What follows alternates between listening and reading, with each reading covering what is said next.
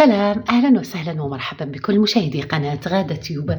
سأقدم لكم أحبائي في هذا الفيديو تغيرات كثيرة على نايلسات، ظهور قناة مكان قنوات وظهور قنوات جديدة وعودة قنوات مهمة إلى الطليعة. سأقدم لكم أحبائي كل ذلك في هذا الفيديو البسيط المتواضع. أتمنى أن أكون دائما أحبائي عند حسن ظنكم. لا تنسوا تفعيل الجرس ليصلكم كل ما أقدمه لكم، سيصلكم بكل مصداقية.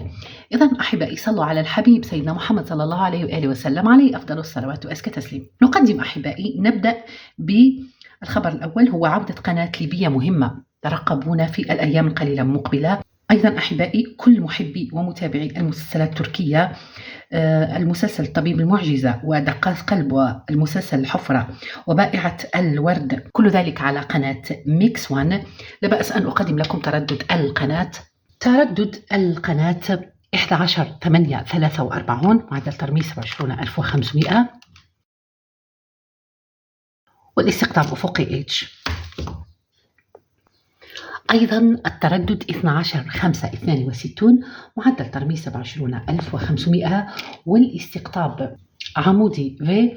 هذا التردد حزمة شرقية، ظهرت عليه قناة ذهب دراما مكان قناة الساعة.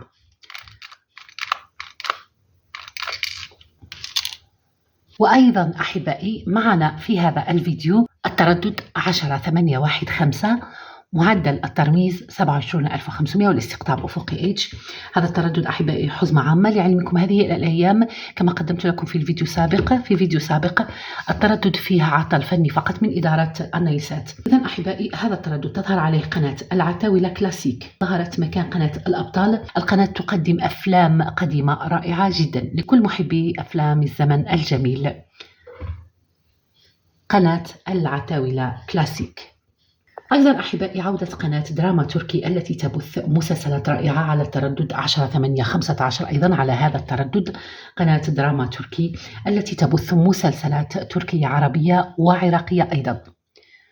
أتمنى لكم مشاهدة طيبة وممتعة برفقتي وبرفقة قنوات النايلسات.